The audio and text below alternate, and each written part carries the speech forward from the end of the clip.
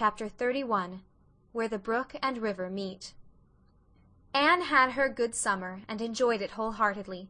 She and Diana fairly lived outdoors, revelling in all the delights that Lover's Lane and the Dryad's Bubble and Willowmere and Victoria Island afforded.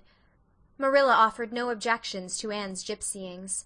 The Spencervale doctor who had come the night Minnie May had the croup met Anne at the house of a patient one afternoon early in vacation, looked her over sharply, screwed up his mouth, shook his head, and sent a message to Marilla Cuthbert by another person.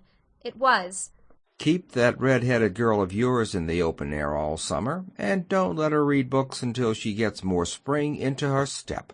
This message frightened Marilla wholesomely. She read Anne's death warrant by consumption in it, unless it was scrupulously obeyed.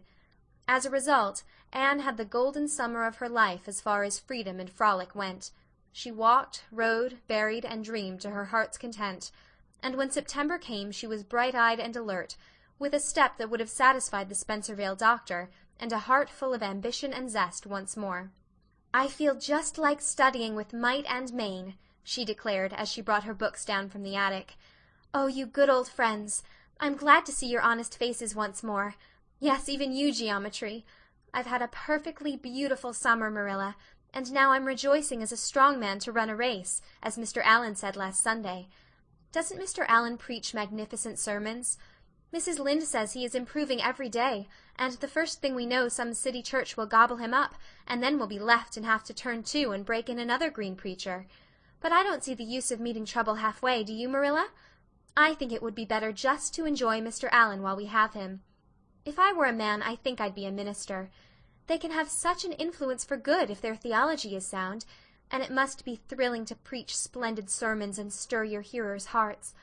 Why can't women be ministers, Marilla? I asked Mrs. Lynde that, and she was shocked, and said it would be a scandalous thing. She said there might be female ministers in the States, and she believed there was, but thank goodness we hadn't got to that stage in Canada yet, and she hoped we never would. But I don't see why. I think women would make splendid ministers. When there is a social to be got up, or a church tea, or anything else to raise money, the women have to turn to and do the work. I'm sure Mrs. Lynde can pray every bit as well as Superintendent Bell, and I've no doubt she could preach too with a little practice." "Yes, I believe she could," said Marilla dryly. "She does plenty of unofficial preaching as it is. Nobody has much of a chance to go wrong in Avonlea with Rachel to oversee them." "Marilla," said Anne in a burst of confidence, "I want to tell you something and ask you what you think about it. It has worried me terribly. On Sunday afternoons, that is, when I think specially about such matters. I do really want to be good, and when I'm with you or Mrs. Allan or Miss Stacy I want it more than ever, and I want to do just what would please you and what you would approve of. But mostly when I'm with Mrs. Lynde I feel desperately wicked, and as if I wanted to go and do the very thing she tells me I oughtn't to do. I feel irresistibly tempted to do it.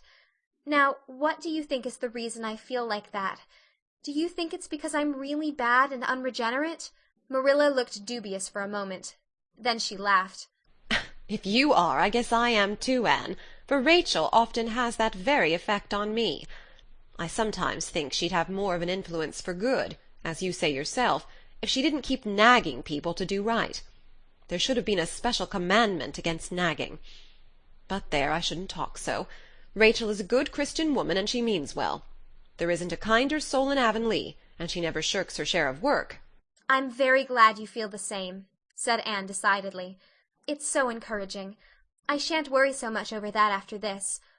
But I dare say there'll be other things to worry me. They keep coming up new all the time. Things to perplex you, you know. You settle one question and there's another right after. There are so many things to be thought over and decided when you're beginning to grow up. It keeps me busy all the time thinking them over and deciding what is right. It's a serious thing to grow up, isn't it, Marilla? But when I have such good friends as you and Matthew and Mrs. Allan and Miss Stacy, I ought to grow up successfully, and I'm sure it will be my own fault if I don't. I feel it's a great responsibility because I have only the one chance. If I don't grow up right, I can't go back and begin over again. I've grown 2 inches this summer, Marilla. Mr. Gillis measured me at Ruby's party. I'm so glad you made my new dresses longer. That dark green one is so pretty, and it was sweet of you to put on the flounce. Of course I know it wasn't really necessary, but flounces are so stylish this fall, and Josie Pye has flounces on all her dresses. I know I'll be able to study better because of mine. I shall have such a comfortable feeling deep down in my mind about that flounce." "It's worth something to have that," admitted Marilla. Miss Stacy came back to Avonlea school and found all her pupils eager for work once more. Especially did the Queen's class gird up their loins for the fray, for at the end of the coming year, dimly shadowing their pathway already, loomed up that fateful thing known as the entrance, at the thought of which one and all felt their hearts sink into their very shoes. Suppose they did not pass! That thought was doomed to haunt Anne through the waking hours of that winter, Sunday afternoons inclusive, to the almost entire exclusion of moral and theological problems. When Anne had bad dreams, she found herself staring miserably at pass lists of the entrance exams, where Gilbert Blythe's name was blazoned at the top, and in which hers did not appear at all. But it was a jolly, busy, happy, swift-flying winter. School-work was as interesting, class rivalry as absorbing, as of yore. New worlds of thought, feeling, and ambition, fresh, fascinating fields of unexplored knowledge, seemed to be opening out before Anne's eager eyes. Hills peeped o'er hill, and Alps on Alps arose.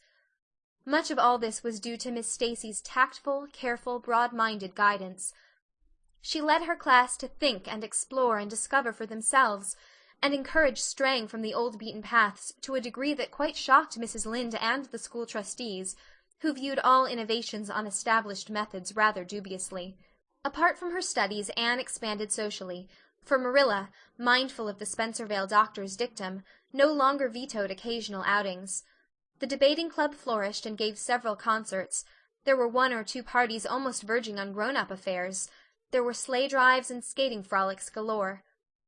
Between times Anne grew, shooting up so rapidly that Marilla was astonished one day, when they were standing side by side, to find the girl was taller than herself. "Why, Anne, how you've grown!" she said almost unbelievingly. A sigh followed on the words.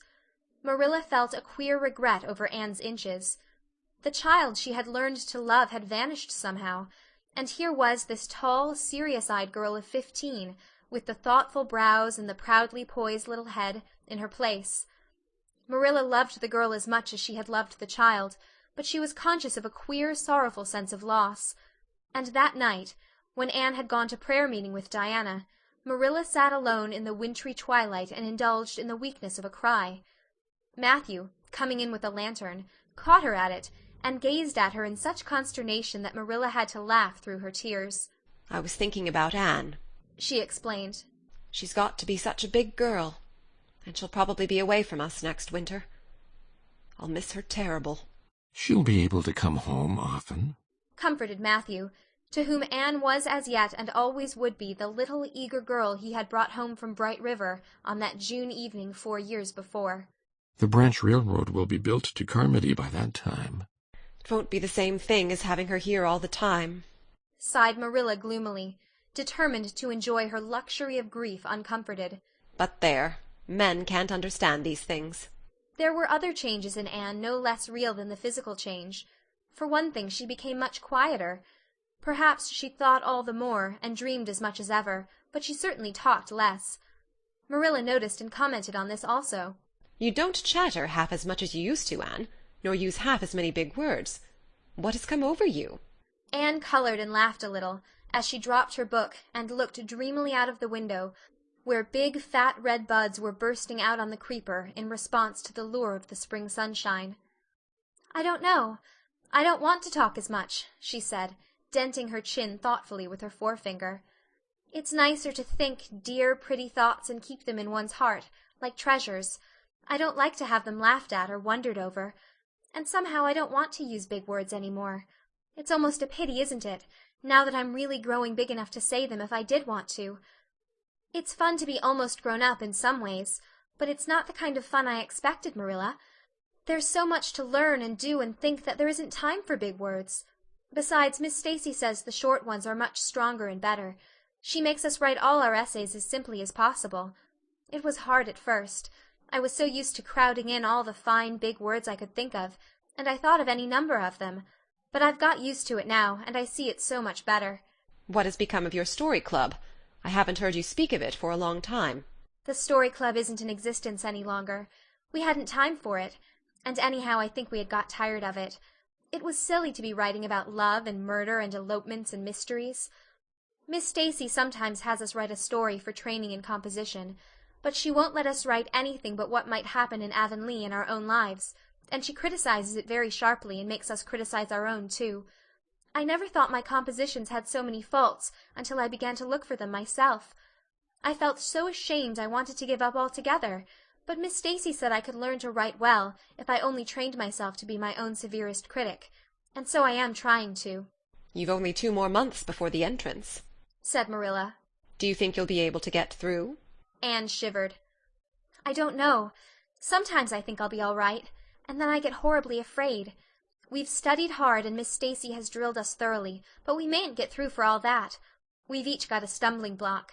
Mine is geometry, of course, and Jane's is Latin, and Ruby and Charlie's is algebra, and Josie's is arithmetic. Moody Spurgeon says he feels it in his bones that he is going to fail in English history.